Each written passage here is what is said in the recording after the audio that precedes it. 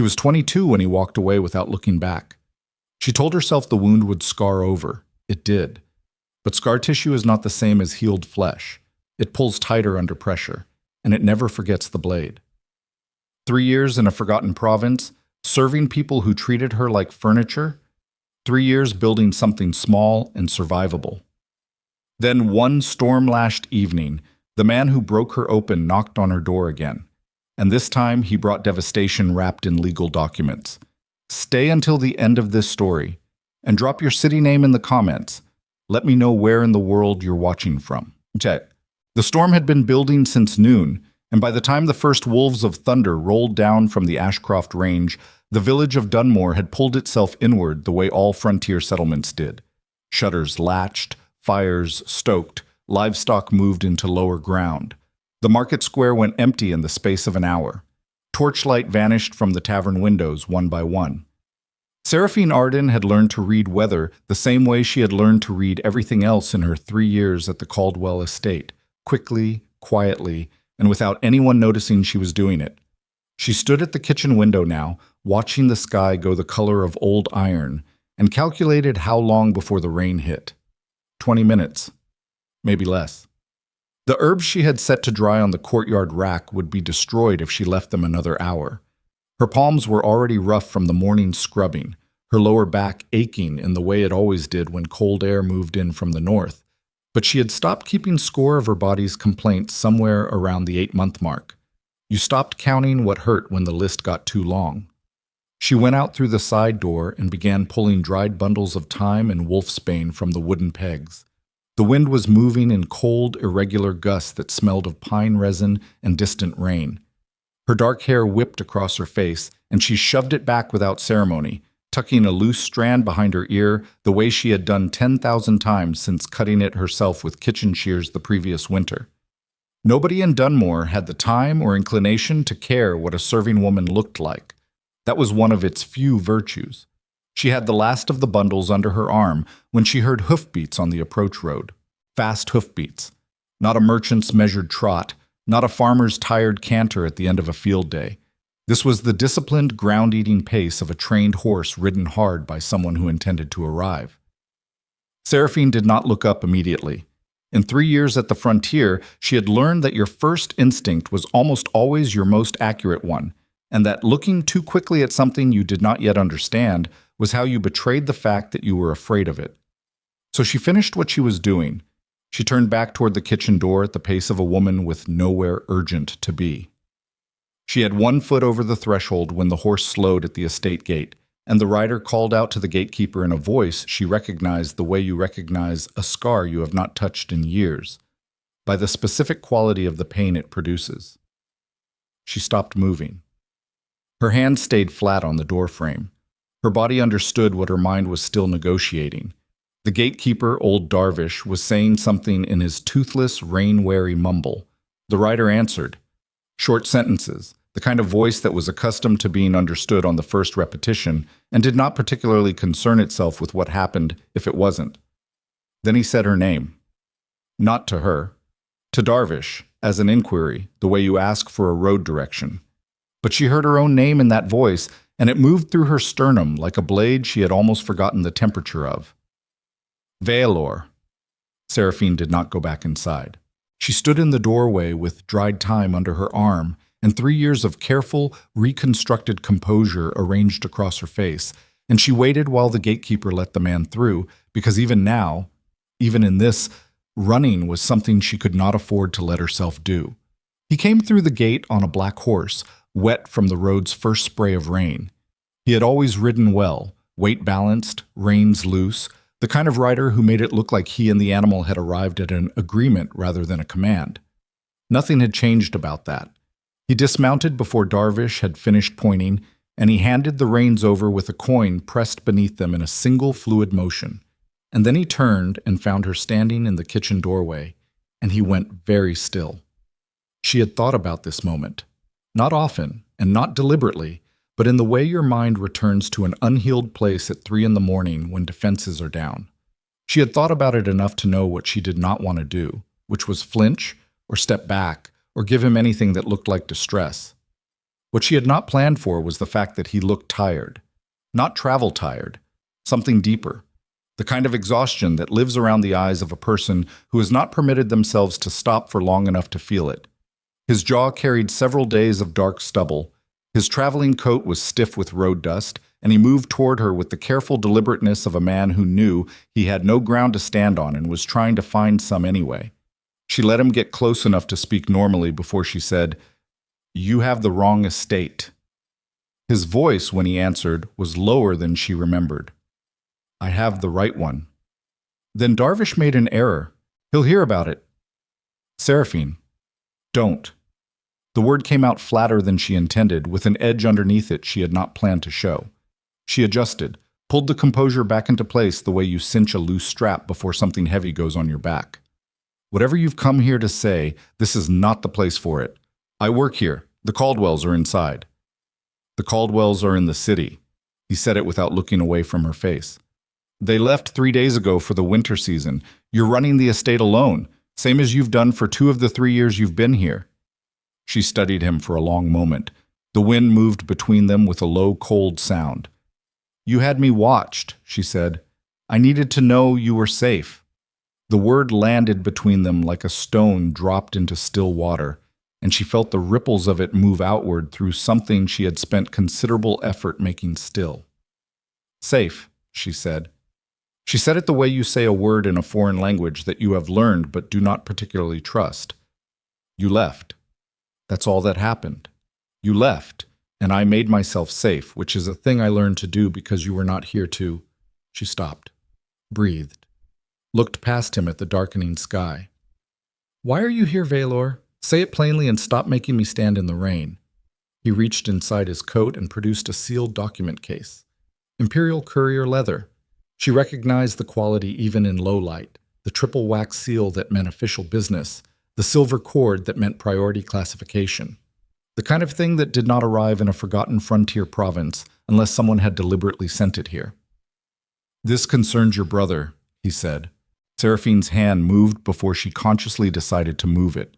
She took the case from him. Her fingers worked the cord loose, broke the outer seal, and she stood there in the beginning of the rain with Violor watching her face while she read. And what she felt moving through her chest was nothing she could have named in a single word. It was older than grief and faster than fear, and she had no framework built for it because she had spent 3 years choosing to believe. That Emmerich was dead. "He's alive," she said. The words came out quiet, not soft. There was no softness in them, but quiet the way very cold things are quiet, because they have no energy left over for noise. "He's alive," Valor confirmed. "He has been for nearly 2 years in the Northern Territories, in a facility outside the Cauldron Pass." She looked up from the document. "A facility?" she said. He held her gaze steadily. "A holding structure, used for political detainees." "You mean a prison?" "Yes." The rain arrived then, proper rain, the kind the frontier produced when it decided to stop threatening and simply commit. It came down on the courtyard stones and the herb rack she had already emptied and the crown of Valor's uncovered head. And Seraphine stood in the kitchen doorway and felt her hands tighten around the document case hard enough that the leather creased. "Come inside," she said. It was not hospitality. It was the kind of invitation you extended when you needed walls around a conversation. He followed her in without a word. The kitchen was the warmest room in the estate's ground floor, which was why Seraphine had appropriated it as her primary workspace during the Caldwells' absences. She had a desk shoved into the corner near the hearth, covered in estate accounts, and supply ledgers written in her cramped, efficient hand. The fire was banked low against the evening chill, and she set the document case on the heavy preparation table and added 2 logs without looking at Valor and did not offer him a chair. He took one anyway, which she had expected. He had always been the kind of man who occupied space naturally, not aggressively but with a settled ease that made it hard to argue with him about furniture. He sat at the corner of the table with his damp coat hanging open and his elbows on his knees, and he watched her read through the full document with the same focused patience she remembered from years ago, when he would wait out her silences without filling them. She had loved that about him once, She hated it at the moment because it gave her nothing to push against. The document was 43 pages of imperial legal formatting. She had grown up in her father's house watching those documents move through her family's affairs, so she could read imperial legal language the way other women read correspondence, quickly, between the lines, with an awareness of what the language was designed to conceal as much as what it stated. She went through it twice, then she set it on the table and looked at Violor. "This summons me to the imperial court," she said. "Yes. To provide testimony regarding my family's territorial claims. That's what it states. As the last free member of the Ardeen bloodline." She let that phrase sit in the air for a moment. "Which means that once I appear before the court, I become the legal representative of my family's entire estate and legacy. Every claim, every debt, every outstanding dispute." He said nothing. "And my brother." She tapped the relevant section of the document with one finger. "His release is contingent on my appearance. If I appear, his case is reviewed. If I don't appear within 30 days, she stopped. Read the clause again to be certain she had not misread it. She had not. "If I don't appear, his situation is reclassified. He stops being a political detainee and becomes a criminal prisoner under permanent provincial authority, which means no court has jurisdiction, no appeal process exists. He simply disappears into the northern system, and no imperial authority can touch him again." "Yes," Valor said. She studied his face. He was not flinching, which meant either that he had prepared himself for this conversation or that he agreed with her reading and had already worked through his own response to it. She needed to know which. "You brought this to me," she said. "You wrote out here in advance of the official courier, which means you saw this document before I did. I'm the envoy assigned to deliver it. You're the envoy who chose to arrive before the official record caught up with you." She leaned forward slightly. "So you read it, and you had some period of time between reading it and writing out here to decide what it meant. What did you decide it meant, Valor?" He was quiet for a moment. In the hearth, the new logs caught, and the light shifted across his face. "I decided," he said slowly, "that the timing was constructed, that the 30-day window was designed to create urgency, that the clause about permanent reclassification was inserted specifically to prevent you from having time to build a proper legal response or secure independent counsel before your appearance, and that the legal language transferring representative authority to the appearing family member has a secondary function that isn't addressed anywhere in the document's explicit text." She waited. "If you appear as the last free Arden and acknowledge the court's jurisdiction over your family's claims," he said, "you become the signatory by default for any settlement the court reaches regarding outstanding territorial disputes. You would be legally authorizing whatever the court decides to do with your family's land and influence, not as an appeal, as a final determination." Seraphine sat back in her chair. The fire crackled. Rain moved against the shuttered windows and sheets. She had known, the moment she saw the imperial seal, that the document was not what it appeared to be on its surface. She had spent 3 years in the frontier learning to read the gap between what powerful people said and what they intended, and that gap was usually where the danger lived. But she had not known, until Valor said it aloud, the precise nature of what she was looking at. "They want the Ardeen estate," she said. "They want to absorb it cleanly, without the appearance of seizure. And they need a surviving family member to appear voluntarily and hand it to them inside a legal process." "Yes. So my brother isn't being held as leverage," she said. "He's being held as a hook. They kept him alive long enough to bring me to the surface." Valor looked at her steadily. "That's what I believe," he said. She stood up. It was not a decision she made consciously. Her body simply chose motion over stillness because stillness had reached its limit. She moved to the window and stood with her back to him, watching rain streak down the glass in irregular lines, and she thought about Emmerich, who was 24 and had their father's stubborn jaw and their mother's habit of speaking very softly when he was most furious. She thought about him in a prison outside the Cauldron Pass for 2 years. She thought about what 2 years in a northern facility did to a person. "He's still alive," she said. "Not a question. The document includes a verified status report. He's listed as stable. Stable is not the same as unharmed." "No," Veilor said. It isn't. She turned around. He was watching her with an expression she could not immediately categorize. Not pity, which she would have dismissed, and not the careful neutrality of a man executing a professional duty. Something in between that she did not have a current vocabulary for. Why are you here? She asked. Not the frontier dismissal she had used in the courtyard. This was a genuine question with different weight. You're an imperial envoy now. You have a position and a record and a set of official instructions. Riding out here ahead of the official delivery puts your record at risk. Why would you do that? He was quiet long enough that she knew whatever he said next would be as close to the truth as he was capable of getting. Because when I read it, he said, I thought of you reading it alone, with no one to tell you what it actually was before the clock started running. She held his gaze for a moment. Then she looked away. That doesn't change what you did, she said. No, it doesn't change any of it. I know. She crossed her arms over her chest. Outside, the storm was in full voice now, wind battering the outer walls of the estate with something that sounded almost personal. The Caldwell's cook had left preserved meats hanging in the larder, and there was bread she had made that morning, and she thought, distantly and uselessly, that she should probably eat something, because the hollow quality moving through her midsection was partly emotional and partly the fact that she had worked since before dawn without stopping. I need to think, she said. You have 30 days. I need to think tonight. She turned back to the table and put her hand flat on the document case.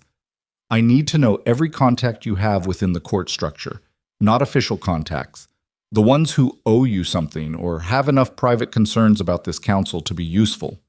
He raised an eyebrow. That's not a request I expected. Then you misjudged what kind of woman I became while you were gone. She met his eyes without difficulty. You said you thought of me reading this alone. I'm not alone in it now, which means you're in it with me, whether or not that's what you intended when you rode out here.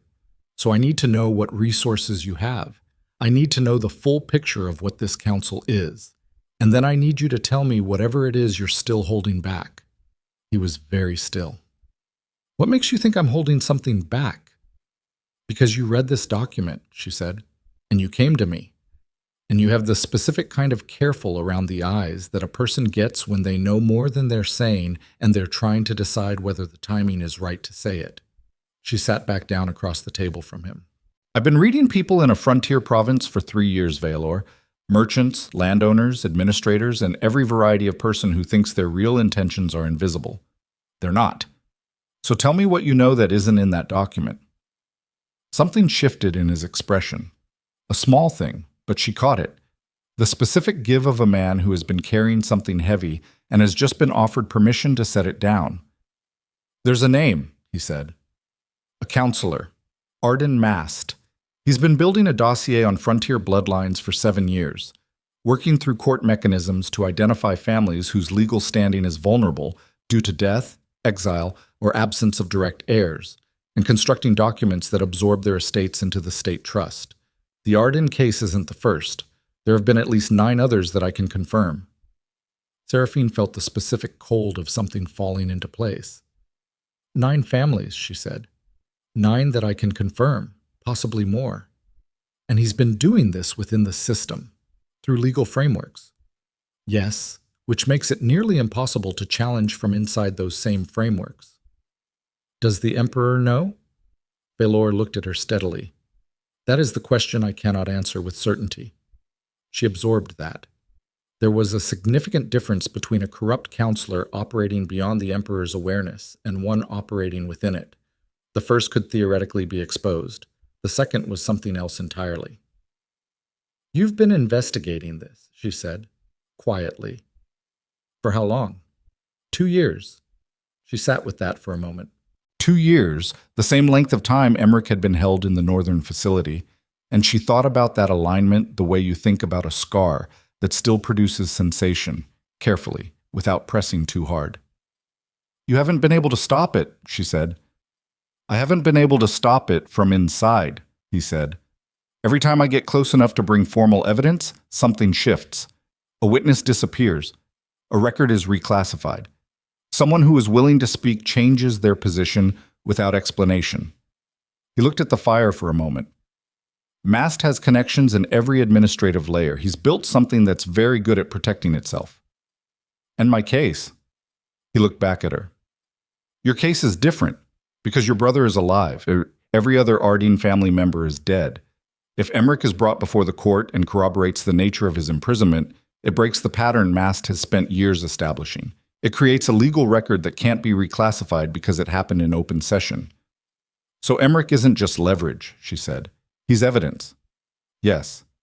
And they kept him alive to draw me out, not realizing that he's the one thing that could actually destroy their entire structure if he gets to the right court session. Or they do realize it, Valor said quietly, and they plan to ensure he doesn't survive long enough to speak. The fire moved. Rain hammered the windows. Seraphine sat at the kitchen table in a borrowed house in a forgotten province and felt the entire shape of the situation settle around her like a structure she was now standing inside. Her brother was alive. Her brother was evidence, and the clock had been running for 30 days without her knowledge. She thought about the 30-day window with new clarity. It was not designed to give her time to respond. It was designed to eat into whatever time she might need to build a defense, to make contact with allies, to understand the document before her appearance committed her to a process she could not undo. The urgency was the trap. The trap was the rescue. I need to get him out before the court session, she said. Valor was quiet. Not through the court process, she said. Through something else. I need Emmerich physically out of that facility before I set foot in any Imperial chamber, because once I appear, I lose control of what happens to him. The court has jurisdiction. Whatever Mast has planned, it happens inside a process I can't stop from the outside. Getting him out of a northern holding facility without court authorization is... He stopped. Say it. It's illegal under Imperial Code. It would be treated as obstruction of judicial process. Yes, she met his eyes, which is presumably why whoever built this scheme did not anticipate it as a strategy, because the kind of person who follows Imperial law would never consider it. He looked at her for a long moment. You've changed, he said. I lived, she said. That tends to change people.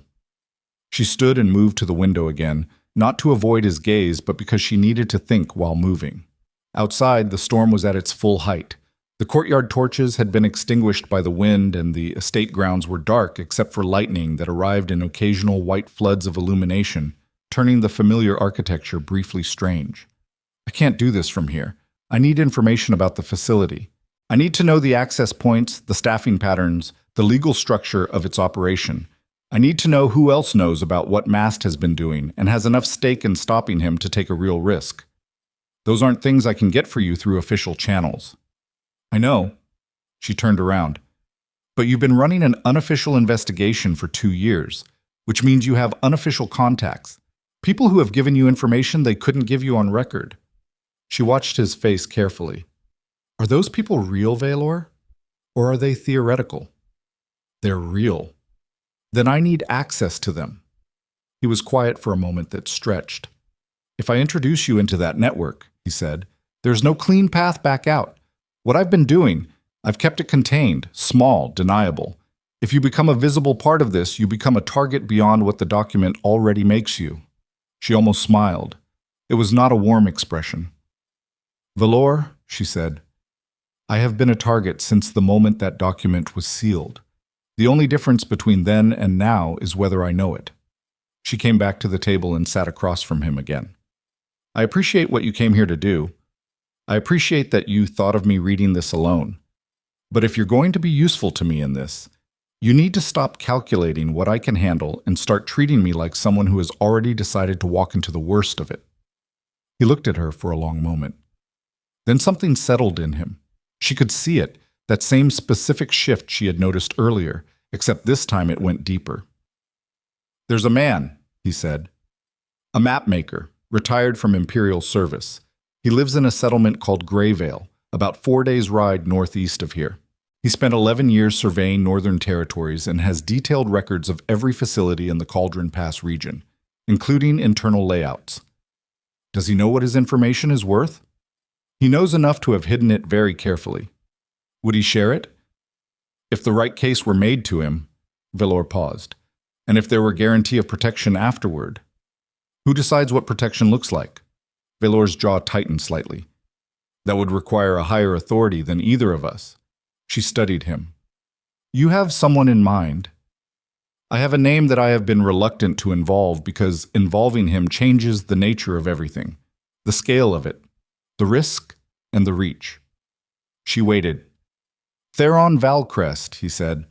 The name meant something to her in the vague, substantial way that names with real power tend to mean things even at a distance. She had heard it the way you hear weather reports about storms in other provinces, with intellectual attention, but no sense of personal relevance. The Alpha King, the ruler of the largest empire in the known territories. A man who existed, as far as the frontier was concerned, the way mountains exist, undeniably present, consequential in broad ways, and not personally engaged with the details of your particular valley. The Alpha King, she said. Yes. You're suggesting I involve the Alpha King in a personal rescue mission. I'm suggesting, Valor said carefully, that what you're describing as a personal rescue mission is part of something that is already on his horizon. He has been looking for the evidence that can break Mast's network for longer than I have. He's been hitting the same walls, running into the same disappearing witnesses. He looked at her steadily. Your brother is the one living, breathing witness that Mast cannot make disappear without it being visible, which makes Emmerich the most valuable piece in a game that's been running for years without resolution. Seraphine absorbed this. So the Alpha King has a stake in getting Emmerich out, she said, an enormous one. And in return for his resources, he gets his evidence, Valor said, and Mast's network gets exposed before it becomes untouchable. She was quiet for a moment. The fire had settled into a steady, generous burn. The storm outside was beginning, barely, to ease off its worst intensity. She could hear the change in pitch, the rain becoming rain again rather than assault. How do you reach him? She said. Valor reached into the inner pocket of his coat and produced a small, sealed letter.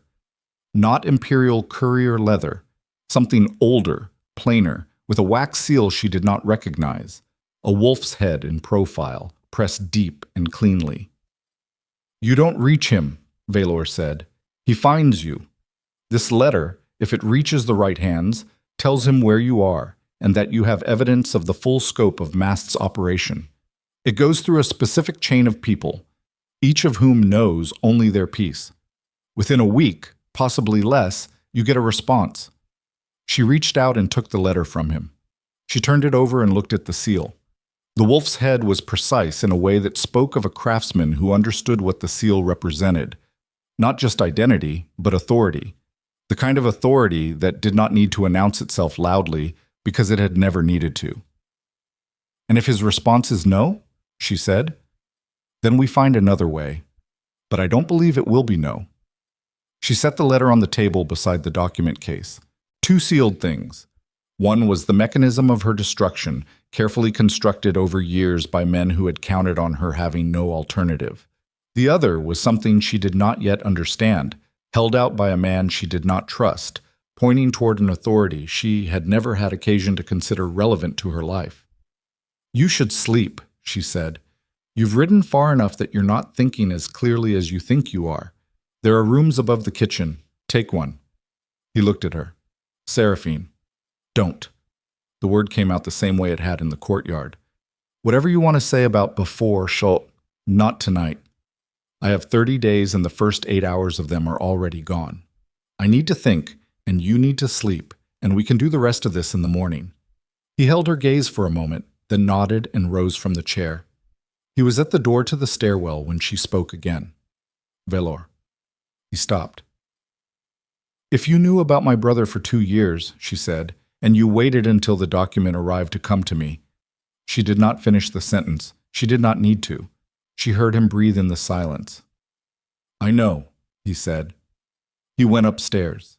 Seraphine sat alone at the kitchen table with the fire burning steady beside her, and the storm fading to ordinary rain against the windows, and a sealed letter from a king she had never met sitting between her hands. She read through the document a third time, slowly, marking the specific legal clauses that would function as mechanisms of control if she walked into the court session unprepared. She made notes in her margin of the estate accounts ledger, small and dense, in the shorthand she had developed for herself during her years of managing the Caldwell's affairs, a private language that was effectively illegible to anyone else. She thought about Emmerich. She thought about him with the disciplined intentionality that she had spent 3 years training herself to apply to things that threatened to overwhelm her, directly, completely, for a defined period of time, and then back out to the problem at hand. She gave herself 5 minutes. She thought about his voice, which was quiet and dry, and sometimes made her laugh when she was most furious. She thought about the last time she had seen him, which was the week after their father died, when everything had begun to come apart and neither of them had known yet the full shape of what was coming for their family. She thought about him in a prison for 2 years, which was long enough to change a person in ways that sometimes couldn't be changed back. Then she set it aside. She picked up the letter with the wolf seal and held it over the fire without letting it near enough to catch. An instinct, a moment of considering what it meant to send something you could not unsend, to introduce yourself to a power you did not understand, to ask for help from someone whose motives you had no framework for evaluating. Then she thought about the 30 days. She thought about Mast and his 9 confirmed families and the administrative apparatus that had been built to swallow legacies whole, to make theft look like law, to ensure that the kind of woman who ended up serving in a forgotten province had no mechanism for fighting back. She set the letter on the table. She was going to need a rider she could trust in the morning, and a route to Greyvale that did not pass through any of the administrative posts between here and there. And she was going to need to be gone from the Caldwell estate before the official courier arrived, because once the document was on the official record, the 30-day window was public knowledge and mass people would know she had been found. She was still working through the logistics when she heard, very faintly over the dying rain, a sound that should not have existed in the Caldwell estate's courtyard. Low and complex and moving, like a large animal, close. Seraphine went still. She rose from the table slowly, without sound, and crossed to the kitchen window and looked out into the courtyard. In the darkness between the extinguished torches, at the edge of the gate where the lamplight didn't reach, something was watching her. 2 silver eyes, lit from within by something that had no natural explanation, steady as stars and twice as cold. A wolf. Black, enormous, and utterly motionless. Not a frontier wolf. Not any wolf she had seen in 3 years of frontier living, and she had seen enough to know what the local packs looked like. This animal was wrong in scale, wrong in stillness, wrong in the quality of attention it was directing at her through the rain-dark courtyard glass. It held her gaze for a long moment. Then it turned and disappeared into the darkness at the edge of the estate grounds, and Seraphine stood at the kitchen window with her hand flat against the cold glass, her pulse moving in a way she had not felt in 3 years, understanding with absolute certainty that the 30 days she thought she had were already a lie, and that something far larger than a council conspiracy had just looked directly at her and decided she was worth finding. She went out at first light. The storm had pulled back to a thin gray drizzle, the kind that didn't announce itself as rain but got into everything anyway. Hair, collar, the creases of your knuckles. The courtyard stones were dark with water and the mud at the gate was soft and deep, the kind that held a boot print for hours. There were no tracks. Seraphine stood at the gate with her lantern still burning against the morning gray and looked at the mud and felt something move through her that had no clean name. Not fear. She had spent enough time in the frontier to know what her fear felt like, and it was operational, useful, a thing that sharpened the edges of her attention. This was different. This was the feeling of standing at the edge of something vast and looking down and understanding that the vastness was not empty. She crouched and put her fingers in the mud near the gatepost, soft, undisturbed. The rain had stopped hours before dawn, which meant anything that had crossed this ground after midnight would have left marks. Nothing had crossed it. She stood up, looked at the space between the extinguished torches where the silver eyes had been, looked at it the way you look at something that has already decided to be inexplicable and are simply confirming your reading. Then she went back inside and put water on to boil and started making a list of what she needed to do before the official courier arrived. She gave herself until noon. After noon, she assumed the clock was visible to people who wished her harm, and visibility was the one thing she could not afford right now. Valor came downstairs an hour after she had started. She heard him on the stairs before she heard him in the room, heavier on the left foot than the right, which was not something she had consciously noticed before, and was not something she had any use for noticing now, except that her body insisted on cataloging him, whether she instructed it to or not. He came into the kitchen, and she did not look up from the ledger she was writing in. "There's bread," she said, "and water's hot." He helped himself without comment. She appreciated that. The version of Valor she had known 3 years ago would have said something. An observation, an attempt at conversation, a subtle invitation to acknowledge that they were sharing a space, and that space had history. This version was quieter. She did not know if that meant he had learned or if it meant he had simply run out of things to offer and settled for silence. She told him about the tracks when he sat down. He listened without interrupting, which she also appreciated. "You're certain it was there," he said when she finished. Not a question in the skeptical sense, more in the sense of a man who wanted to be precise about what he was working with. "I saw it through glass in low light at distance," she said. "I'm certain of 2 silver eyes and a form consistent with a very large wolf, stationary at the gate. I'm not certain of anything that requires me to have been closer. But no tracks. No tracks." He turned his cup in his hands. She watched him processing it and thought about the letter with the wolf seal sitting on the table between them, and thought about the name he had given her last night. "Theron Valcrest," she said. He looked at her. "His mark is a wolf," she said. "A wolf's head. On the seal you gave me." "Yes." So either that was a coincidence, a large, unusually silver-eyed wolf appearing at my gate on the same night you told me the Alpha King has a stake in what happens to my brother, then leaving no tracks, or it wasn't a coincidence. Valor set his cup down. It wasn't a coincidence. "He was here," she said, "or something that runs for him was here." She studied Valor's face. He was not looking away from her, which meant he either genuinely believed what he was saying, or he had gotten very good at sustaining eye contact through discomfort. Given that he had ridden several days to bring her information he was not required to bring her, she was inclined toward the former. "You said he finds you," she said. "That's what you told me last night. I don't reach him. He finds me." "Yes." "And you didn't tell me he might already know where I am." "I didn't know he already knew where you were." She held his gaze for a moment, then she picked up the letter with the wolf seal and slid it across the table to him. "If he already knows," she said, "then this is theater, and I don't do theater." Valor picked up the letter, looked at it, put it back on the table. "It's not theater," he said. "It's protocol. He would need to know you're willing to be found before he makes contact formally. The alternative is approaching a woman who has every reason to distrust an unsolicited visit from the most powerful man in the empire." She sat back in her chair and looked at him. "So the wolf at my gate," she said, "was him deciding whether I was worth the approach." "That's my read." She thought about that. About being assessed in the dark by something that didn't leave footprints, something that had looked through her kitchen window and watched her sit with 2 sealed documents and make notes in a private shorthand while rain hammered the estate walls. She thought about what it had seen. A woman alone, 30 days on a clock, brother in a northern prison, the man who had once broken her heart sitting at her kitchen table with information that could destroy her or save her depending on which way the current moved. She wondered what conclusion it had drawn.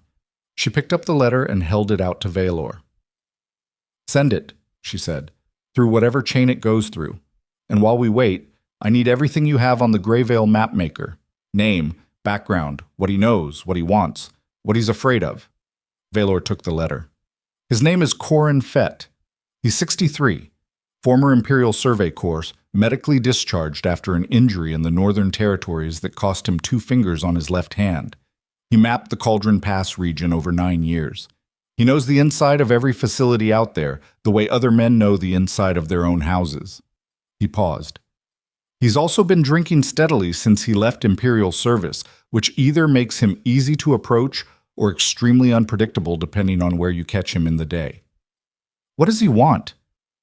"What does any man who knows too much and can't use it want?" Valor said. "He wants someone to make the knowing worth something before he dies with it." She nodded slowly. And what's he afraid of? Dying before he gets the chance. That was something she could work with. Fear of irrelevance was one of the more reliable levers she had encountered in 3 years of managing people with fragile authority and large egos. The Caldwells' estate had been full of them. The fear of becoming a footnote, of carrying knowledge to a grave that nobody opened. That was a fear you could engage with honestly, without manipulation, because the honest engagement was itself a form of the relief they were after. 4 days northeast, she said, if you ride straight. I can't ride straight, not if mass people know the document has been delivered. She spread the estate account ledger open and turned it so the rough map she had sketched in the margin was facing him. The administrative post at Breckenvale will have a record of any courier activity on the main road. If someone is watching for my response to the document, they'll be watching the roads I'd most reasonably take. She tapped 2 routes with her finger. I need to go north through the Kelleth Ridge. It adds a day and a half. The terrain is rough, and I'll need a pack horse rather than a riding horse for the supply weight, but there are no posts on that route. No one with a record of who passed through. Valor studied the map. She watched him calculate it. You're going alone, he said. I'm going with whoever I trust. She met his eyes across the table, which at this moment is a very short list. You don't trust me, he said. Not defensive, just stating it. I trust that you came here with information you didn't have to bring me, she said. I trust that your reading of the document aligns with mine, and that's not nothing. But trust is not binary, and you know that. She held his gaze. If you want to ride to Greyvale, tell me why it benefits you, and I'll factor it in honestly. He was quiet for a moment. Because if this works, he said, if Emmerich's testimony breaks mass network, there are people inside the imperial structure who will spend considerable energy ensuring that anyone who helped facilitate it has no future in that structure. I have a position right now, an official record, a career that took years to build. He looked at the fire. If I stay inside the system, I keep all of that and lose the one thing I spent 2 years trying to build toward. If I walk out of the system, he stopped, looked back at her. At least I'd be walking out toward something real. She sat with that. There was something exhausted in him that she recognized, not from the version of him she had known before, but from the version of herself that had spent 8 months in the frontier before she stopped expecting the province to become something other than what it was. The specific tiredness of a person who has been trying to work within a structure that was never going to allow them to do what they were actually trying to do. She did not say she understood. Understanding was not the same as trust, and she was done confusing the two. Pack light, she said. We leave in 2 hours. They were loading the horses in the estate yard when the outer road sound changed. Seraphine heard it the way she heard most things now. Not consciously, but through the part of her that had been calibrated to frontier conditions and had decided that remaining alive required constant ambient attention. She kept her hands on the pack saddle buckle. Her eyes did not move toward the road. 2 horses, she said quietly, moving too deliberate for merchants. Valor's hand stilled on the bedroll he was securing. Official gate? Close. Courier or escort? She pulled the buckle through and tested the weight. Escort doesn't come for a courier delivery this far out unless someone wants to make sure the delivery is received in person. She heard Valor breathe out slowly through his nose. She knew what he was calculating, because she was calculating it too. If they mounted now and rode for the side gate, they would be visible from the approach road for at least 40 seconds. 40 seconds was enough for a rider to note their direction and relay it, which meant everything she had planned about the Kelleth Ridge route was already known. She did not mount. She finished tightening the pack saddle and turned and walked back toward the kitchen door with the same pace she would use if she were going back for a forgotten supply item. Behind her, she heard Valor follow her cue without being told. Inside, she went to the estate's small front office, the room the Caldwells used for receiving formal callers, and stood to the side of the window where she could see without being seen. 2 riders, not Imperial courier colors, Provincial Administrator Gray, which was worse in its way. It meant local authority operating under someone's specific direction rather than Imperial routine. The man in front was carrying a sealed document satchel in a particular way, with his arm locked, that told her it was not the same thing Valor had brought last night. That document she already had. This was something else. "They're ahead of schedule," Valor said from behind her, low. "They knew where I was before the official delivery window opened," she said, "which means Mass Network has contacts in the provincial system that were feeding location information before the document was even in play. They want to make sure you read it in front of a witness." She absorbed this. A witness changed the legal picture. If a provincial administrator could attest that she had received and acknowledged the document personally, the 30-day clock became a verifiable, contested free record. No argument later that she hadn't received it, no technical challenge based on delivery irregularities. They were closing every exit she hadn't taken yet. She stepped back from the window. "The side gate," she said. "They'll see the horses." "The horses stay." She met his eyes. "We leave on foot through the east garden. There's a woodsman's trail behind the estate wall that connects to the Kelleth approach road 3 miles north. There's a trade post at the junction. Hostin's, family run. They've sold me supplies twice, and they don't ask questions because frontier people generally don't."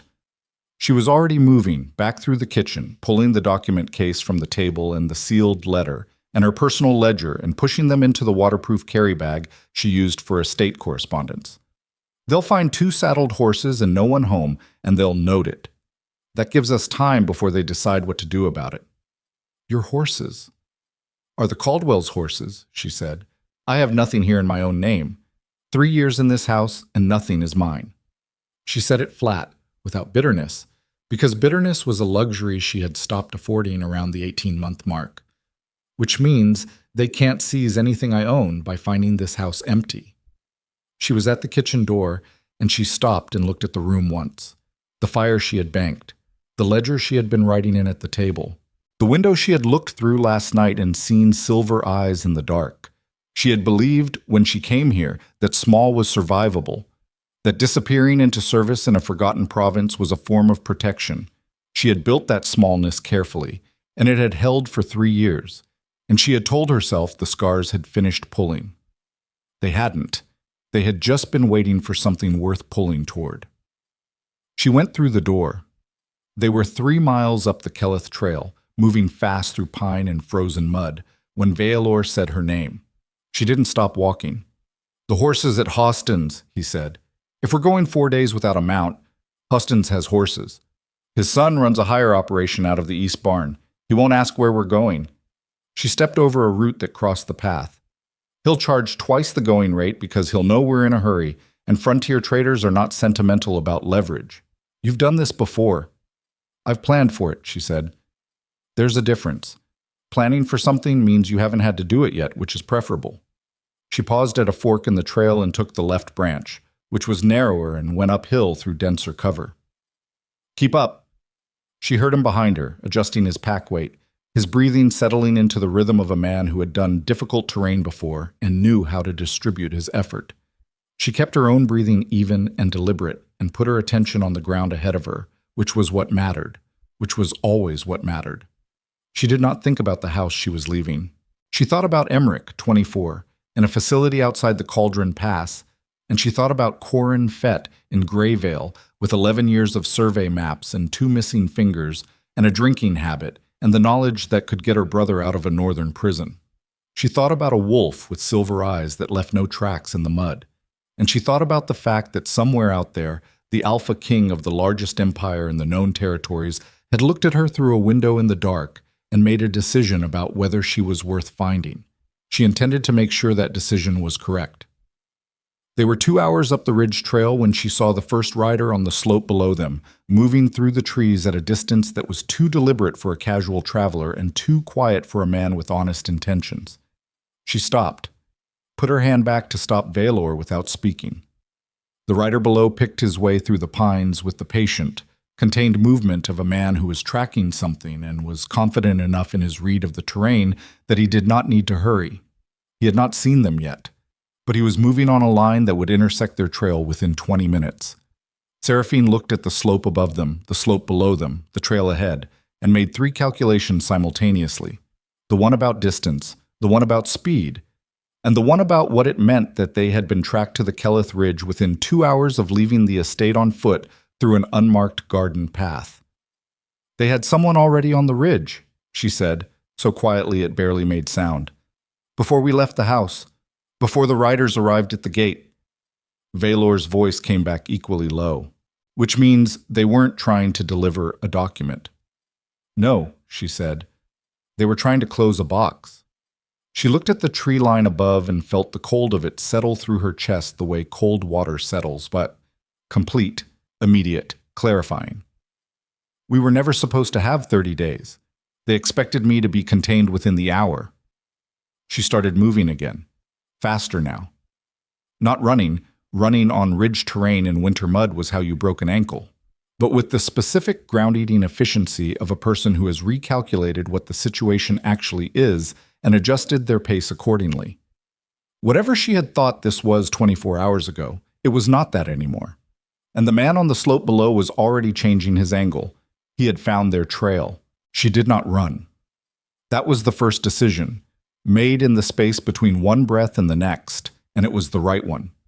Running on the Keleth Ridge in winter mud telegraphed direction and exhaustion both, and the man below them was already reading their trail. He didn't need their panic to finish the calculation. Seraphine moved laterally instead, off the path and into the pine cover to the east, where the ground was needle-soft and sound-dampened and the canopy closed overhead in a way that broke sightlines from below. She moved fast and flat-footed, and she did not look back to check if Valor was following because she could hear him behind her, and checking would cost her a half-second she didn't have. The slope above them flattened into a shelf of rock and frozen ground about 60 yards into the tree line. She made for it. Behind her, the sound of the rider below shifted. She heard his horse slow, heard the creak of leather as he stood in the stirrups to look, heard the absence of sound that meant he had lost their trail and was deciding what that meant. She reached the rock shelf and pressed flat against the face of it and put her hand back. Valor stopped beside her, close, his breathing slightly elevated but controlled. They waited. Below, the rider moved in a slow circle. She could track him by sound, the horse's hooves on frozen ground, a particular pattern that told her he was quartering the area rather than committing to a direction. He was good, patient, the kind of man who had done this before and knew that urgency was how you made mistakes. She watched Valor's face in profile. He was looking at the tree line below them, jaw set, and she could see him running numbers the same way she was. "He's not alone," he said, so quiet the words barely made air. "No," she said. "He's the one we saw. There will be at least one more holding the lower trail exit and one on the ridge line above. Standard 3-point containment." Yes. She looked at the rock shelf above them. It extended perhaps 30 yards before breaking into open slope, which was exposed. Going up was not viable. Going laterally east put them deeper into the ridge and further from Greyvale. Going west took them back toward the estate and the riders at the gate. She thought about the shelf, the angle of the slope, the geometry of where 3 men would position themselves if they were running a standard containment sweep. "The eastern approach assumes we're heading for Greyvale," she said. "They've covered the logical routes." "The Keleth Trail north," Valor said. "Logical if you know where we're going." He was quiet for a moment. Someone knew. She had already arrived at that conclusion. She had arrived at it the moment she understood the rider below was already on the ridge when they left the estate, which meant he had been positioned before the administrator riders appeared at the gate, before there was any visible reason to believe she would run, before even there was certainty that she had received the document. Someone had told them she would run. Someone had told them which way. She looked at Valor. He met her eyes and she saw him understand what she was looking at. Not accusation yet. She was not certain enough for accusation, but the specific measuring quality that came before certainty, the kind of look that asked a question without using words, because the words would have to be answered and she needed to watch his face before he had time to prepare an answer. He held her gaze steadily. "No," he said. "You're the only person who knew I would run north," she said, quiet, level. "You're the only person who knew we were going to Greyvale." "I didn't tell them." "Then explain the positioning." I can't explain it, he said, but that's not the same as having done it. She held his gaze for 3 full seconds, long enough to be a pressure rather than a look. Then she turned back to the slope below and made herself think clearly, because the alternative, the version of this where she let the anger she was feeling become the thing running her decision-making, was how people ended up dead on frozen ridgelines. The rider below had moved slightly south, giving up the quarter, trying a different angle. My correspondence, she said. Valor turned his head toward her. The Caldwell's estate correspondence goes through the provincial post office in Dunmore, she said. I've been managing their accounts remotely for 8 months. My handwriting is on record. My schedule, when I leave, when I return, when I'm alone on the estate, anyone who reads incoming supply invoices and outgoing payment confirmations has a functional picture of my routine. She paused. Mast has contacts in every administrative layer. You told me that last night. She watched something move through Valor's expression. Not relief, she was not offering him relief, but the specific recalibration of a man who had been braced for a blow and is now processing the possibility that it landed somewhere other than where he expected. The post office, he said. Someone in that office has been tracking me for longer than the document existed, she said. They knew I was here before the document was prepared. The document was prepared because they already knew where I was. She thought about that for a moment. The inverse of what she had assumed. Not that the document had found her. That she had been found first, and the document was the mechanism designed to make that finding useful. They've been patient, she said. Very patient. Below, the rider's sound pattern changed again, moving away, south and down, which meant he was falling back toward the lower trail to regroup. We have a window, she said. Small, north, but not the Kelleth Trail. There's a dry creek bed about 100 yards northeast of here. I mapped this ridge 2 summers ago because the Caldwells have timber rights up here, and someone had to do the survey. The creek bed runs roughly parallel to the Kelleth Trail for about 2 miles before it cuts east toward the Heron Plateau. She looked at Valor. The plateau is a longer route to Greyvale. 3 days instead of 4 if we move well. But there are no logical paths on it. No one covers ground that doesn't make sense. And if they have more than 3 men on this ridge, then we find out when we're running, she said, and we deal with it then. She moved.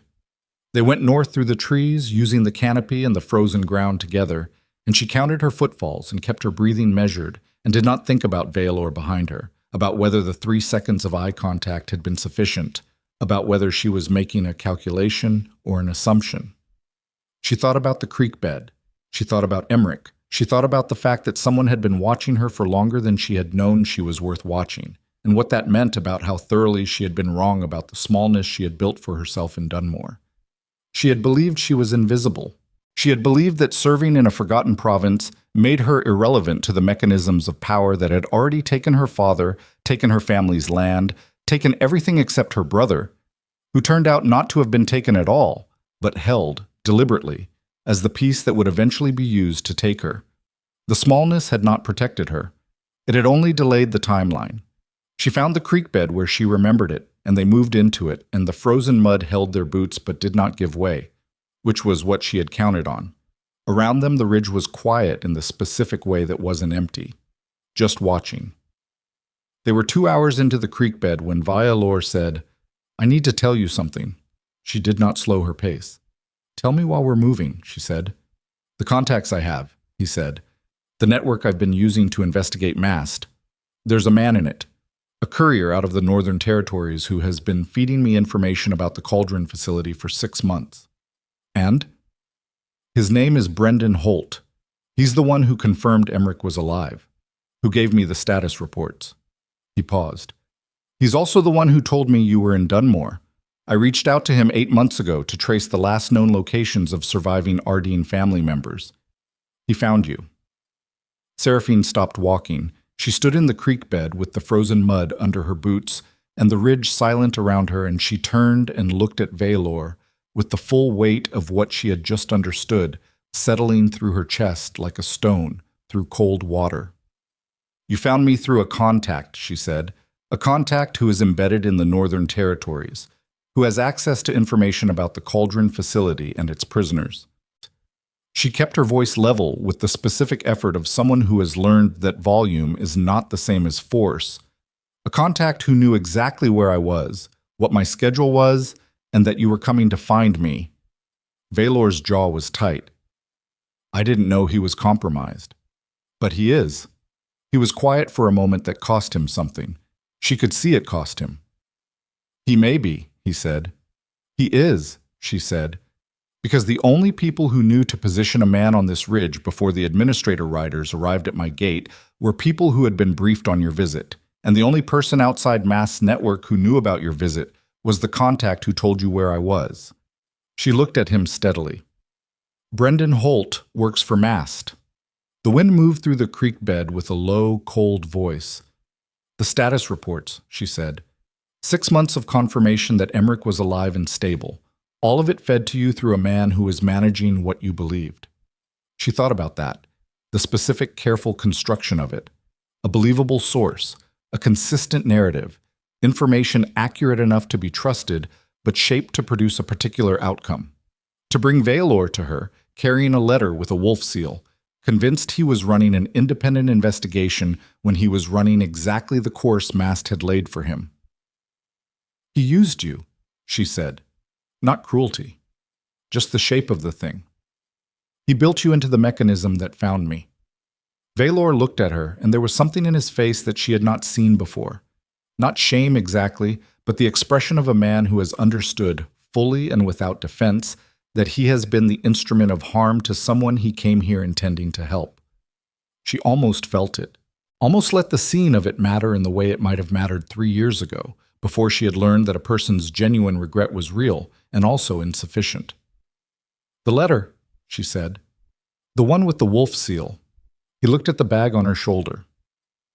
If Holt has been managing your information for 6 months, she said, he knows about your unofficial contacts. He knows about the chain the letter goes through. She put her hand on the bag, which means if I send that letter through the chain you described, it goes directly to people Mast already controls, and the Alpha King never sees it. The silence between them was the kind that had weight. Or, she said, that letter was never meant to reach the Alpha King at all. It was meant to give me a false route, a direction that felt like help, while they closed the box around me. I don't believe Theron Valcrest is part of this, Valor said. Neither do I, she said. But that doesn't mean the letter reaches him. She opened the bag and took out the letter and looked at the wolf seal. The pressed wax was precise and clean. She thought about what Valor had said. He finds you. And thought about the silver eyes in the dark that had left no tracks in the mud, and thought about what it meant that she was standing in a frozen creek bed on a ridge she had surveyed 2 summers ago, trying to calculate how to reach a king she had no legitimate mechanism for reaching, with a man she was not certain she could trust, and a contact network that had been compromised at its source. She was alone in the most complete sense she had been since her father died. Not the frontier alone, the managed kind, where she had a roof and a schedule and a role that gave her days structure. This was the older kind. The kind she had felt in the week after everything fell apart the first time, when she had understood that the world she had been living in was not the world that actually existed, and that the gap between those two things was where people disappeared. She put the letter back in the bag.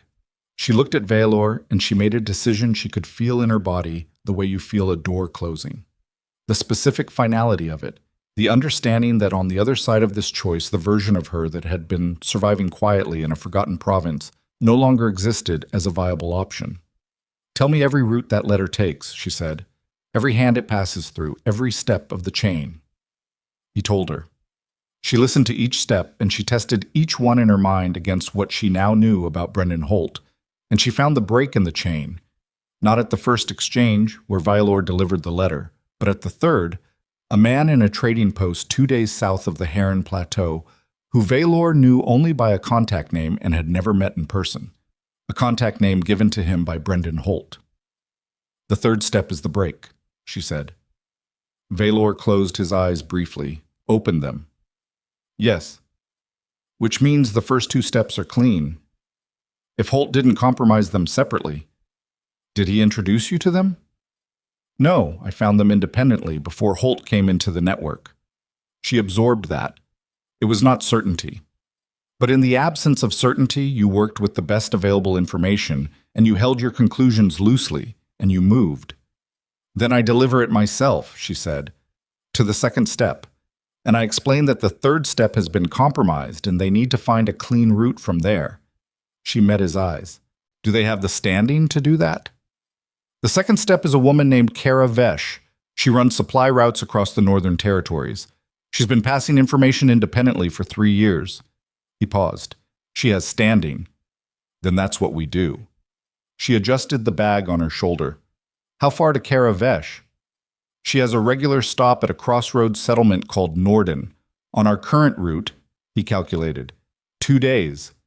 She looked at the creek bed ahead of them, frozen and narrow and winding north through terrain that made no obvious sense for anyone heading to Greyvale or anywhere else that a reasonable person might be going. 2 days to Kara Vesh. Then however long it took for a clean route to reach the Alpha King. Then a response, if one came. Then Greyvale and Corin Fett and 11 years of survey maps. Then a plan that was not the plan she had arrived at this morning, not the plan she had arrived at last night, but something else, something built on the actual ground of what was true rather than what she had been arranged to believe. She started walking again. They were nearly out of the creek bed where it curved east toward the plateau approach when they heard the sound. Not behind them, above. A controlled descent through pine on the slope to their right. Not careless, not panicked, but purposeful in a way that told her it was not one of Mast's men. Mast's men moved with the particular heaviness of people who were certain of their authority and did not need to be quiet because they expected compliance. This was something that did not need to announce itself. She stopped. Valor stopped beside her. The sound ceased. In the silence that followed, she heard something she had not heard before in the natural environment of the Keleth Ridge. A breathing quality that was almost but not quite human in its rhythm, patient and enormous, coming from the dark between the pines 8 feet above them on the slope. She looked up. Silver eyes, closer now than they had been through the kitchen window. Close enough that she could see the black fur around them, the scale of the thing, bigger than any wolf she had seen in 3 years of frontier country, bigger than anything that should have been moving through these particular trees. It stood on the slope above them, and it looked at her with an attention that was not an animal's attention and had not been since the first moment she had seen it. It did not move. It simply looked at her, and she looked back at it, and in the frozen silence of the creek bed between a compromised network and a closed box, and 2 days to a contact who might be her only clean route to a king, she understood with the certainty of something felt rather than calculated that the wolf on the slope above her had not come here by accident. She had been found. The question that remained, and it was the question that would define everything that came next, was whether being found by this particular thing in this particular moment was rescue or the final wall of the box closing around her. She held the silver gaze and did not look away. And the wolf moved. Not retreat, not aggression. It turned north along the slope above them, took 3 deliberate steps, and stopped. Looked back at her over its shoulder, waiting. She followed the wolf. There was no deliberation in it. That was the thing she noticed later, in the cold space between one crisis and the next, where her mind occasionally found room to examine itself. There had been no moment of weighing the decision, no internal argument about the wisdom of following an enormous black wolf through frozen pine forest on a ridge, where men with official authority were hunting her. The decision had already been made by something below the level of reasoning, the same part of her that knew weather before it arrived and read rooms before she entered them. Her body had simply turned north and followed. Valor came without question. That told her something about his current state. 3 years of careful institutional navigation, stripped down to the animal simplicity of a man who had run out of frameworks and was operating on instinct. She filed it without comment and kept moving. The wolf moved at a pace that was just fast enough to require effort and just slow enough to be followed. It did not look back more than once every few minutes, a single silver glance over its shoulder that confirmed their position and continued without breaking stride.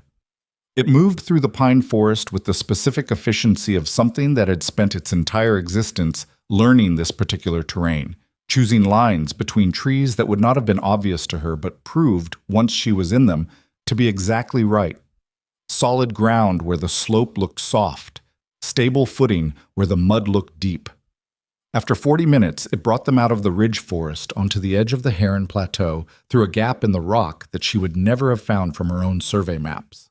The plateau spread ahead of them, gray-white and vast. The sky above it the low iron color of a day that was not going to improve. The wolf stopped at the gap and stood aside and looked at her with those silver eyes at close range for the first time. Up close, the wrongness of it was not frightening. It was more precise than frightening, like the feeling of seeing something that doesn't fit any category you have, so your mind stops trying to categorize it and simply registers it. The wolf held her gaze for 3 seconds. Then it looked north across the plateau. She looked where it was looking. A structure. Stone, low, built into the cliff face at the plateau's northern edge, in a way that made it nearly invisible until you were looking directly at it. No flags, no visible guards from this distance. The kind of building that had been designed at some early point in its construction to be found only by people who already knew it was there. She looked back at the wolf. It was gone.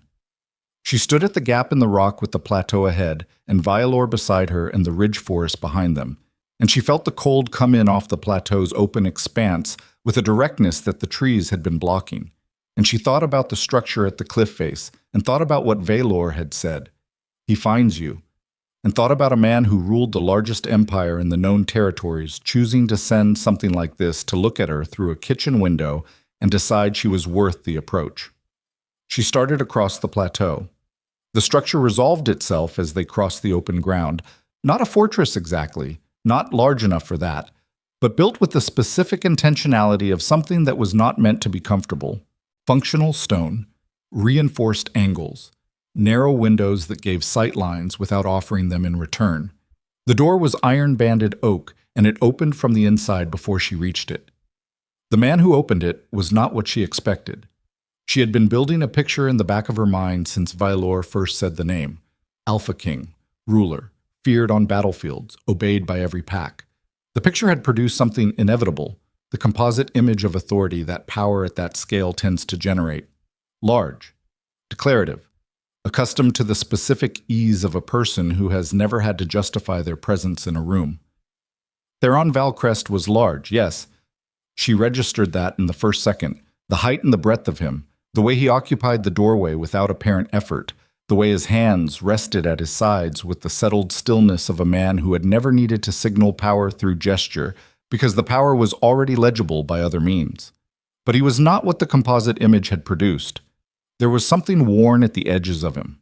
Not weakness, nothing close to weakness, but the specific texture of a man who had been doing something very hard for a very long time and had stopped pretending it was easy. He looked at her. She looked back. Seraphine Arden, he said. His voice was what she had expected. Low, level, carrying the kind of authority that doesn't raise itself because it doesn't need to. You followed the wolf faster than I expected. It moved like it knew where it was going, she said. I had no better information. Something shifted in his expression. Not a smile, more the flicker of recognition that crosses a person's face when someone says something that matches a private assessment. Come inside, he said. The interior was spare and warm, a fire burning in a stone hearth, a table covered in maps and documents, 2 other men in the room who she clocked immediately. One was positioned near the far wall with the easy readiness of a man whose function was to be between threats and the person he protected. The other was seated at the table with documents in his hands, older, sharp-eyed, who looked up at her arrival with the specific attention of someone who had been briefed on her and was now comparing the briefing to the actual person. Theron moved to the table, and she followed him, and Vialor came in behind her and the door closed. Brendan Holt, Theron said. He did not sit. He stood at the table with his hands flat on the map surface, and he looked at her. You identified the compromise. Valor's contact network had one step that Holt introduced, she said, the third exchange. Everything before it was independently sourced. Everything after it was potentially managed. Holt has been inside mass operation for 4 years, Theron said. We identified him 8 months ago. We've been using him, carefully, to feed information back into mass picture of what I know and don't know. He paused. Which means Mass believes my investigation has been moving in a direction it hasn't. She absorbed this. You let Holt compromise Valor's network deliberately, she said. We let Holt believe he had compromised it, Theron said. The information Valor was receiving about your brother, the status reports, the facility details, those were accurate. We made sure of that. She looked at him steadily. Why? Because you needed to believe Emmerich was alive before you would move, he said. And because the information being accurate meant Holt had no reason to suspect we were managing what he reported.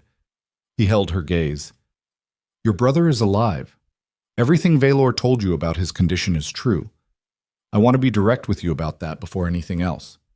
She stood with that for a moment. The fire moved. Outside, the plateau wind pressed against the stone walls with a low, continuous sound. You've been watching me, she said. Longer than Holt found me for Valor. Yes. How long? 14 months, he said. She thought about 14 months. She thought about herself in the Caldwell estate kitchen, managing accounts, drying herbs, reading weather, believing she had built something small enough to be invisible. 14 months of that smallness observed by someone who ruled an empire. And you waited, she said, until the document. Until you had a reason to move that was yours, he said. Not mine. Not a stranger's. Yours. Something shifted in his voice. Not warmth exactly, but a specific quality of directness that felt different from the directness of authority, more like the directness of honesty. I've made the mistake before of moving people before they were ready to be moved. The outcome is compliance, not partnership. And I don't need compliance. I need someone who understands what they're fighting and has chosen to fight it. She looked at him for a long moment. You need Emmerich's testimony, she said. Yes. And you need me to appear before the court with evidence that frames his testimony correctly, that positions it not as one prisoner's account, but as the documented endpoint of a pattern that covers 9 confirmed cases and possibly more. Yes, which means you need me to walk into the imperial court voluntarily, knowing that the process will attempt to use my appearance to transfer my family's legal standing. Yes, he said, and I need you to understand that I have enough legal weight to prevent that transfer, but only if you're inside the process when I apply it. From the outside, my jurisdiction doesn't reach the court's internal proceedings. He looked at her steadily. I need you inside the room. She felt the shape of it settle around her. She was the key. Not to her own rescue, to the entire structure he had been trying to build for years. He needed a living, present, legally recognized family member of a targeted bloodline to walk into the court and give Mast's network nowhere to hide, because every case they had attempted before had lacked the one thing that could not be manufactured after the fact. A person who was supposed to have been erased, standing in front of the institution that was supposed to have erased them, refusing to disappear on schedule. She was the variable that made the pattern visible. My brother, she said. He has to be out before I walk into that room. Agreed. Not a negotiation, a condition. I understand the difference, he said. Then tell me how you get him out. He turned the map on the table toward her. She looked at it. The Northern Territories, the Cauldron Pass region, a facility marked in precise detail that matched the description Valor had given her about Corin Fett's survey maps. Except these maps were newer, more detailed, the kind of detail that came from inside access, not external survey. You have someone inside the facility, she said. 2 people. They've been positioned for 6 months. He put his finger on the map. The eastern access point. It's staffed by a rotating guard schedule that creates a 40-minute window every 3 days between the last departure of one rotation and the first arrival of the next. He moved his finger. This corridor connects directly to the holding section, where your brother is kept. She studied the map. Her eyes moved across it the way they moved across the estate accounts, systematically, looking for the thing that didn't add up. She found it. This section here, she said. She put her own finger on a section of the facility's internal layout, a branching corridor that connected the holding area to a larger central structure. If the eastern access is used, anyone moving from the holding section to the exit passes within sight of this corridor junction, which is staffed continuously, not on rotation. Theron looked at where her finger was. Something in his face sharpened. Yes, he said. That's the problem we haven't solved. A distraction, she said. We've considered it. The facility's alert protocol is designed to lock down all access points within 90 seconds of any disturbance. A distraction buys time in one area and closes every other route simultaneously. She looked at the map. She thought about the junction. She thought about 90 seconds and a 40-minute window and 2 men positioned inside a facility in the Northern Territories who had been waiting 6 months for a plan that worked. The distraction doesn't come from inside the facility, she said. It comes from outside. Specifically, it comes from me. Theron looked at her. The document summons me to the Imperial Court, she said. If I send formal acknowledgement, not compliance acknowledgement, which is legally distinct, to the Provincial Administrator's office in Dunmore, it triggers a specific administrative response. The facility where Emmerich is held operates under provincial court authority. A formal acknowledgement from a summoned family member activates a review requirement under Imperial Code. The facility administrator is required to verify the prisoner's status and prepare documentation for the court session. She looked at Theron. That verification process pulls 2 of the continuously staffed junction positions into administrative procedure. They have to be physically present at the documentation process. It's not optional. It's a legal mandate. The room was very quiet. Duration? Theron said. Minimum 40 minutes, she said. Possibly longer if the documentation is complex. Which it will be because Emmerich's file has been irregularly maintained. I read enough of the summary in the original document to know the record has gaps that will require manual verification. Theron looked at the older man at the table. The older man, Madame, who had not spoken since she arrived, set down the documents he had been holding and looked at her with an expression she could not immediately read. Then he said, "That's correct. Legally precise and operationally viable." "This is Aldrich," Theron said. "He's been building the legal case against Mast for 3 years." "The documentation gaps in Emmerich's file," Aldrich said. "You identified them from a summary in the original document." "Yes." "From a single reading." "2 readings," she said. "The second was slower." Aldrich looked at Theron. Theron looked at the map. Then he looked at her. "If you send the acknowledgement," he said, "you're visible. They'll know where you are." "They already know I left the estate," she said. "The riders at the gate, the man on the ridge. They know I ran. Sending the acknowledgement changes the picture. It tells them I've chosen to comply after all. It pulls their attention toward the court process and away from whatever I'm actually doing." She met his eyes. "It also starts the administrative review at the facility, which gives your people inside the window they need." Theron was still for a moment. She watched him think. She had not known, before this moment, what it looked like when the Alpha King thought through a tactical problem, but it looked like this. Very still. Weight forward slightly, eyes moving across the map without focusing on any single point. The internal architecture of a decision being built from multiple angles simultaneously. "It requires you to trust that I can hold the court process long enough for you to get Emmerich out before your appearance becomes legally binding," he said. "Yes," she said. "And it requires you to trust that my reading of the documentation gap is accurate. And it requires both of us," he said, "to move within a window we cannot extend and cannot repeat." "Yes," she said. The fire moved in the hearth. The plateau wind pressed at the stone. In the silence of the room, Seraphine stood on one side of a table covered in maps and looked at a king on the other side, and between them lay the shape of a plan that would either break Mast's network at its foundations or deliver both of them, and Emmerich, into the worst possible version of what the document had been designed to produce. Theron looked up from the map. "Write the acknowledgement," he said. "I'll have riders ready to move within the hour." She reached for the paper Aldrich slid toward her across the table. Her hand was steady. She had expected it not to be, but it was, and that steadiness surprised her until she understood its source. Not certainty, because she had no certainty about what came next. Something older and more functional than certainty. The specific quality of a person who has examined every available option and chosen the one that requires the most of them, and in the choosing has stopped being afraid of the requirement. She had been surviving for 3 years. She was done with that. She was halfway through writing the acknowledgement when the door opened. Not the main door. The secondary entrance at the back of the structure. She had registered it when she entered, the way she registered all exits, and she had noted that it was barred from the inside and that the man near the far wall was positioned to cover it. He was no longer covering it. He was on the floor. The secondary door was open, and standing in it were 4 men in provincial administrator gray, and behind them, in a traveling coat that was too fine for the Heron Plateau and too deliberate in its presence to be accidental, was a man she had never seen before but recognized immediately from the specific quality of authority he wore.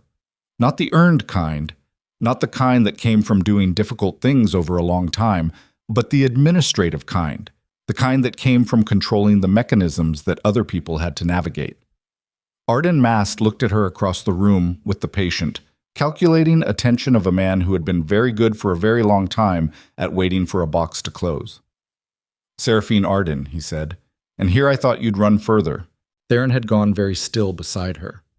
Still in a way that was different from his thinking stillness. This was the stillness of something that had not decided yet which direction to move, but had made every preparation necessary to move in any direction at maximum speed the moment the decision was made. She felt it come off him like a change in air pressure. She looked at Mast.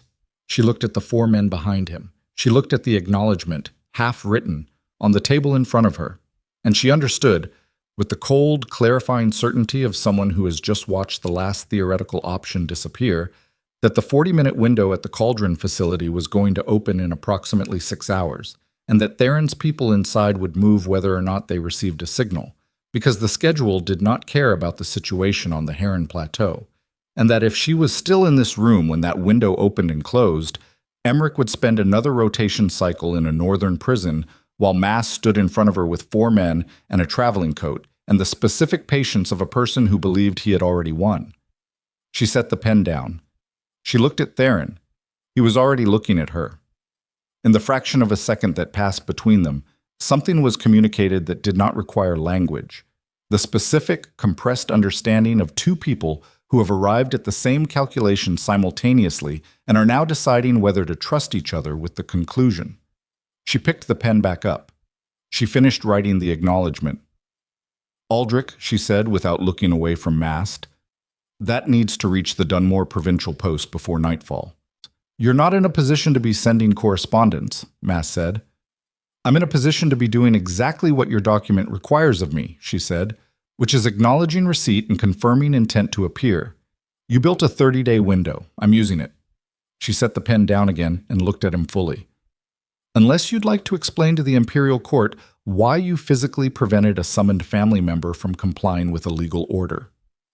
The room was completely still. Mast looked at her, then he looked at Theron, and Theron looked back at him with the specific cold attention of the most dangerous man in the Empire deciding how much of that danger to make visible right now. And Mast, for the first time since he had walked through the door, seemed to become aware that he was in a stone room on the Heron Plateau with the Alpha King at close range, and that the 4 men behind him were the only thing between him and a very particular kind of consequence. The acknowledgement was written. Aldrich had it in his hand. The 6-hour window was counting down, and in the frozen silence of the confrontation, with everything balanced on the edge of what either side would do next, Seraphine Arden looked at the man who had spent years arranging the erasure of her family and felt nothing that resembled fear. What she felt was much older and much more dangerous. Mast made his mistake in the first 10 seconds. He looked at Theron, not at her, at Theron, and in that single redirect of attention he revealed the entire architecture of how he thought about the room. He had come here for the Alpha King. Seraphine was the mechanism, the legal instrument he needed to control. But the actual threat he had spent years maneuvering around was the man standing at the map table with his hands still and his eyes the particular color of a winter sky that had decided to be serious about the weather it was carrying. Seraphine understood something in that moment that she had been approaching for 3 days without quite arriving at. Power that required constant acknowledgement was not power. It was performance, and performance, unlike power, could be interrupted. She stood up from the table. "You came here for him," she said to Mast. "Not for me." Mast's attention moved back to her slowly, the way a man's attention moves when he is recalibrating without wanting to show it. "I came here for a legal matter," he said. You came here because your network told you the Alpha King was on the Heron Plateau, and you decided that was the moment to move, she said. The document, the writers, the man on the Keleth Ridge, those were all about finding me, yes. But this, she gestured at the room, at his 4 men in Administrator Gray, at the secondary door through which they had come.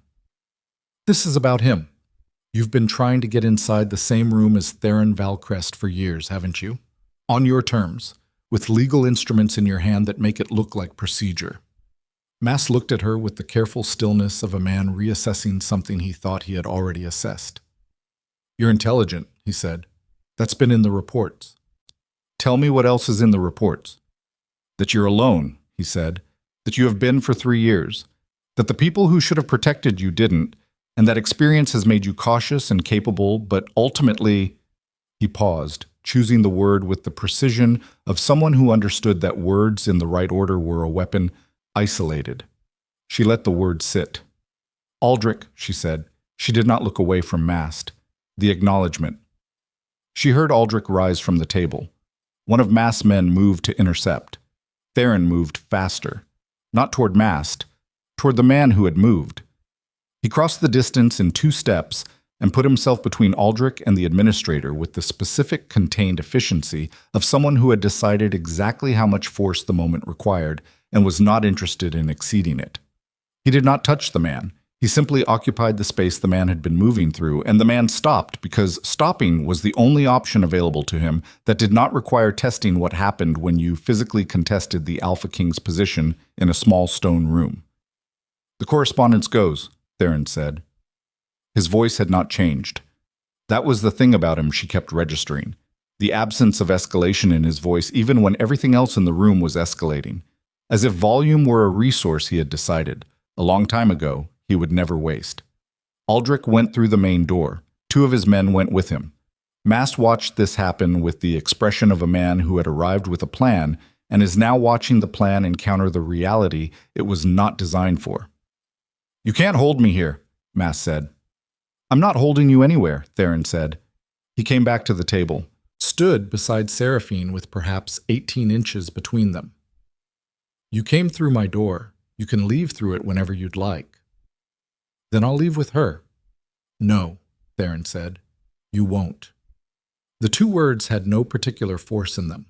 They were simply the statement of a fact by a person who had the authority to make it a fact, and the room understood that, and Mast understood that, and the 4 Administrator Gray men behind Mast understood it in the specific physical way that men understand things when the alternative to understanding them is immediately visible. Mast looked at Theron for a long moment. Then he looked at Seraphine. Whatever he's told you, Mast said, you are still a woman with a summons and a brother in a northern facility and 30 days to comply with a legal process that does not care about alliances or private agreements. Whatever happens in this room today, the document exists. The clock exists. He let that land. You can't burn paper by standing next to a king. No, she said. But I can put better paper in front of the same court. She reached into the carry bag at her side and withdrew the document case she had taken from the Caldwell estate kitchen. She set it on the table. 9 families, she said. You've confirmed 9. Aldrich has documentation on 11.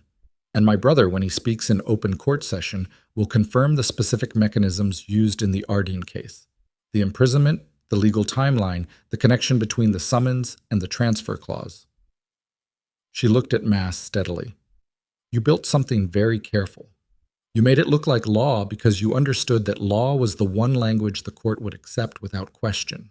But the weakness in law-shaped corruption is the same as the weakness in any structure built to look like something it isn't. She paused. It fails the moment someone reads it carefully. Mast was very still. I've been reading carefully for 3 years, she said. I had a lot of time. The silence in the room was the kind that has a texture. Mast stood in it with his 4 men behind him and something moving behind his eyes that she could not identify until it resolved itself. Not fury, not the hot kind that announced itself, the cold kind, the kind that made careful notes and waited. You'll see me in the court session, he said. I'm counting on it, she said. He left. The door closed, and the room let out the specific breath of a space that has been under pressure and is now, fractionally, not. Seraphine sat back down at the table.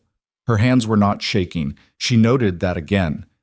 The same steadiness as before, the same absence of the physical fear response she had expected. And now that the immediate confrontation was behind her, she had a moment to examine it honestly. She was not unafraid. She had not been unafraid for 3 days. But fear and steadiness were not mutually exclusive, and somewhere in the past 72 hours she had stopped spending energy on the distinction. The fear could exist. It could live wherever it needed to live. It was not in charge. Theron sat across from her. He did not say anything immediately, which she was beginning to understand was characteristic of him. The willingness to let silence do the work that other people rushed to fill with noise. She had spent 3 years in a frontier province, learning the same patience, and she recognized it in him the way you recognize a skill in someone else when you have worked hard to acquire it yourself. "The acknowledgement will reach Dunmore before nightfall," he said finally. "Yes. And my people will move in the facility window." "Yes. Which means in approximately 18 hours, your brother will either be free or the window will have closed without resolution." "Yes," she said. "I know the odds." "I want you to know that I put my 2 best people inside that facility," he said. "Not because your case required it, because I decided 6 months ago that when this moment came, I was not going to be the person who sent adequate resources to do an important thing." She looked at him. "Why did you decide that 6 months ago?" she said. He held her gaze without evasion. "Because I read your family's case file and I understood what had been taken, and I thought about what it would require to be the person who survived that taking and kept functioning, and I thought that person deserved the best available resources." She sat with that. There was something in the honesty of it that she had not been prepared for. Not the content, the quality, the specific directness of a person who had decided at some point that she was not privy to that they were going to say the true thing rather than the strategic thing, and that this decision was itself a form of respect. "You've been lonely," she said. It came out before she had decided to say it. She registered the risk of it immediately after. The exposure, the potential for misread, the way it could be heard as presumption rather than observation. But she had spent 3 years becoming someone who said accurate things rather than safe things, and the accuracy of this one was not something she was willing to walk back. Theron looked at her for a moment. "Yes," he said. One word. The same quality as his 2-word refusal to mast. Not performance, not concession. Just the fact, stated by a person who had stopped pretending the fact didn't exist. "Running an empire," she said. "Running anything large enough," he said. "You reach a point where the people around you are either protecting their position relative to yours or protecting you from information you need. Neither of those is the same as being in the room with someone who reads what's actually there." She thought about that. About 3 years of being furniture in a frontier estate, invisible by design, reading everything and saying nothing to anyone because saying things to the wrong people was how you became more visible than you could afford to be. "I know what that's like," she said. "I know you do," he said. Outside, the plateau wind had eased. The iron sky was shifting toward the gray-white of approaching late afternoon, and through the narrow windows, the light was changing in the way it changed in open country when the day was preparing to release its grip. They worked through the rest of the afternoon. Aldrich returned from dispatching the correspondence and spread the full documentation of Mast's case across the table, and the 3 of them moved through it with the specific focused efficiency of people who understood that what they were building had to be undeniable. Not persuasive, undeniable. The distinction mattered because persuasion could be contested, and this needed to be the kind of truth that simply ended the argument. Seraphine moved through the documents the way she had moved through everything for 3 years. Systematically, quietly, with the attention of someone who had learned that the most important information was usually in the gap between what a document stated and what it implied. She flagged 17 points that Aldrich had not flagged. He looked at each one and confirmed 12 of them and questioned 5. And the questioning of the 5 produced a conversation that refined the case further. And by the time the light outside had gone from gray-white to the deep blue of early evening, what they had on the table was not a case. It was a reckoning. Theron watched her work. She was aware of it without being distracted by it. It was not the watching of someone waiting for her to finish or assessing her usefulness. It was the watching of someone who was genuinely interested in the way a specific mind moved through a specific problem, and she had been watched by enough people who were not interested in that to know the difference. At some point, Veilor came back into the room. She had not forgotten him. She had set him aside, the way you set aside a complicated thing when you need your hands free for something immediate, but she had not forgotten. He came in through the main door with the quiet of a man who understood that he had lost significant ground and was not certain how to begin recovering it, and he sat near the fire and did not offer to help, which she thought showed better judgment than most things he had done in the past 3 days. Later, when Aldrich had gone and Theron was reviewing the final document order, she went and sat beside Veilor. He looked at her. "I didn't know about Holt," he said. "I know," she said. "I know that now. That's not absolution." No," she said. "It's not. You still found me through a compromised contact. You still spent 2 years investigating something and did not question the quality of your own information until I questioned it for you." She looked at the fire. "You're good at moving inside systems, Veilor. You're not good at stepping outside them long enough to see if the system is the problem." He was quiet. "I've been told that before," he said. "By someone worth listening to?" "By you," he said. 3 years ago. In different words." She absorbed that. She thought about the version of herself that had said it 3 years ago. Younger, less worn, still hoping that the right observation offered to the right person at the right time could change the fundamental way they operated. She had since learned that people changed the way they operated when the cost of not changing became too high. Not before. "You have a choice to make," she said, "about what comes after the court session. Your position, your record, all of that is going to depend on which side of this you're documented on." "I know." "What are you going to choose?" He looked at the fire for a long moment. "What I should have chosen 2 years ago," he said, "which is the thing that's actually true, regardless of what it costs the record." She nodded slowly. It was not forgiveness, it was not the restoration of something that had been broken, but it was the acknowledgement of a person making a real choice, and she had enough respect for real choices, having made enough costly ones herself, to acknowledge it honestly. She went back to the table. Theron looked up when she sat down. "Veilor," she said. "I heard," he said. "He'll be useful in the court session. He has standing inside the imperial structure that we don't have." "Yes," Theron said. "I know." He paused. "You're not asking my permission." "No," she said. "I'm telling you my read. You can factor it in or not." Something in his expression shifted in the way she was beginning to recognize his characteristic. The slight recalibration of a man who kept encountering someone who did not behave according to any framework he had previously used, and who had decided this was interesting rather than inconvenient. "Factored," he said. The night passed in preparation. The morning came the way mornings came on the plateau, sudden, gray, without apology. Theron's rider arrived from the north 2 hours after dawn. She heard the horse before she heard the door, and she was already standing when Theron crossed the room to receive the message. She watched his face as he read it. She had been watching his face long enough by now to read the small things. The specific quality of stillness that was relief held carefully in check, the slight release of tension around his jaw that meant the information was what he had hoped for rather than what he had feared. He looked at her. "He's out," he said.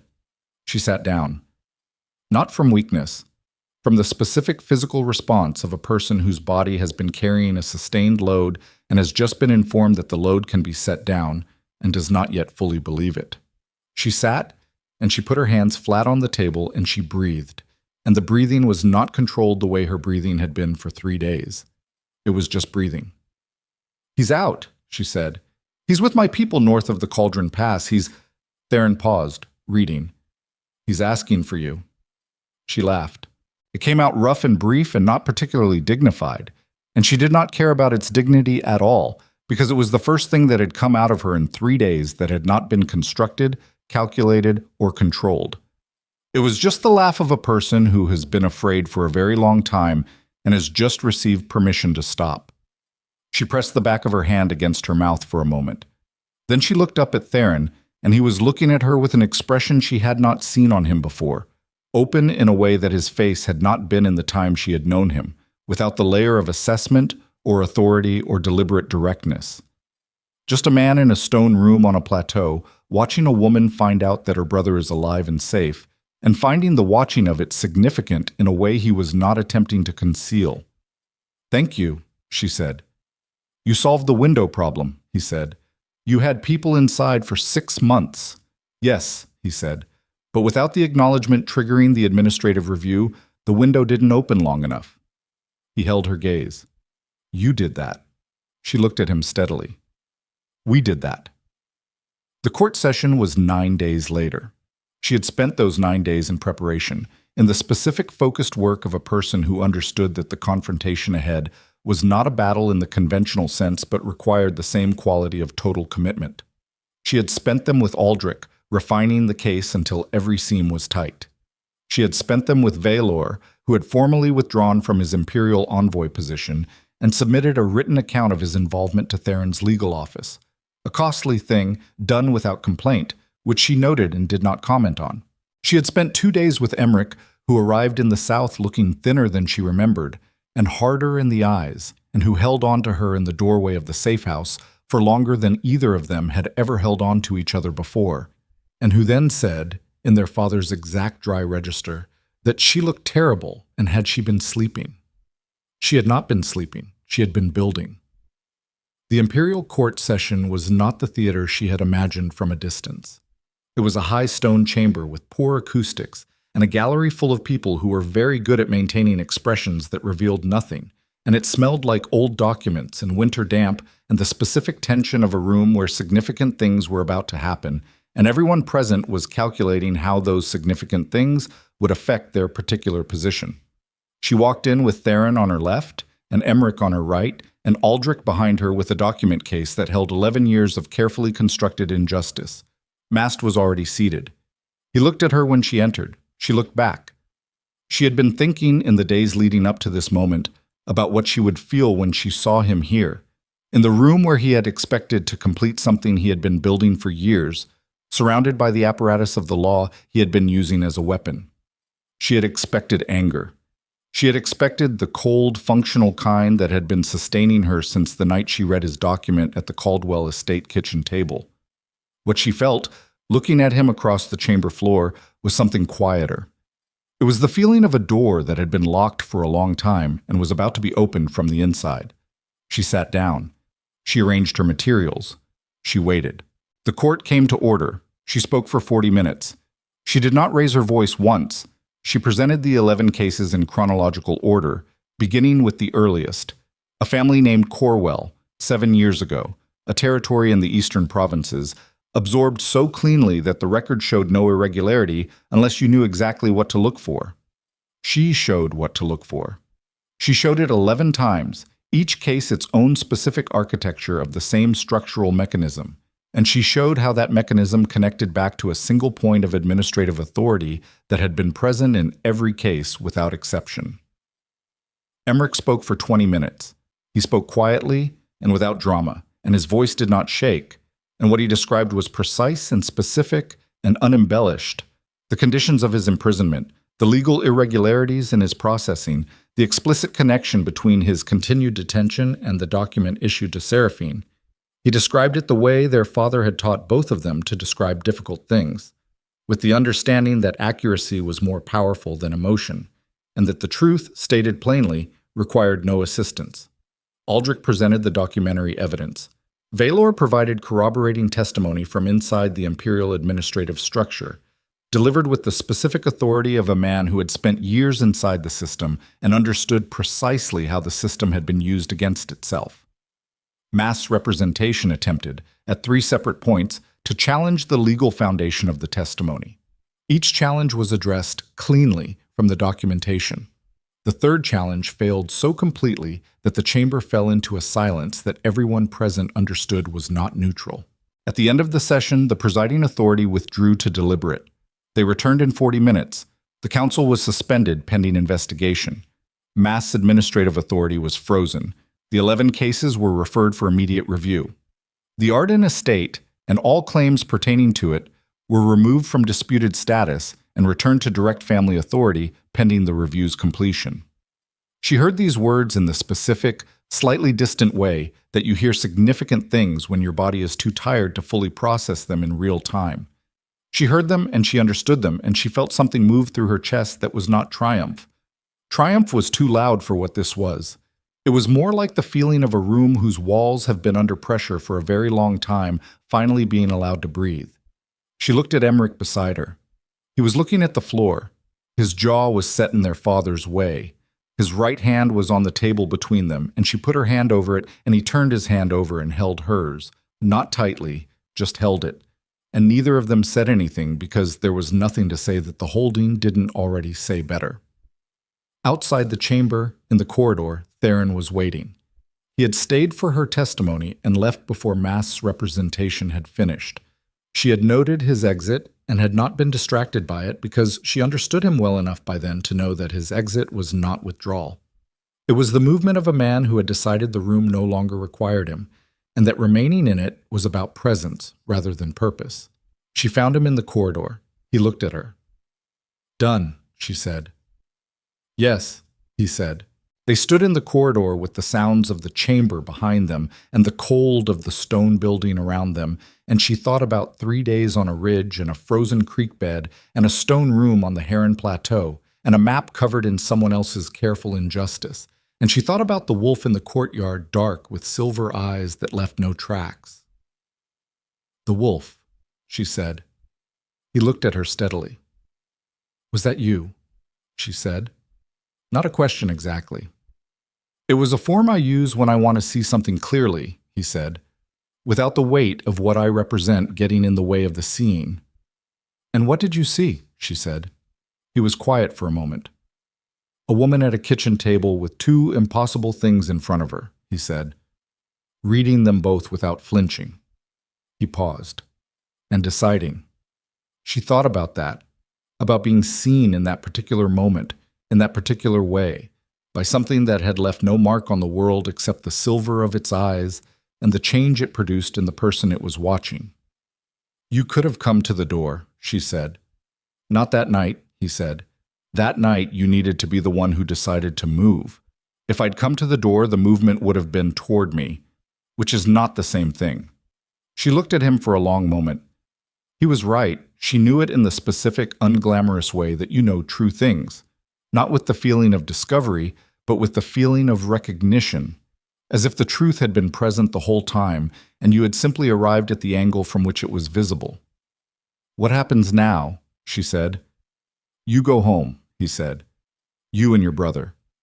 You rebuild what was taken." He held her gaze. "And the work we've done.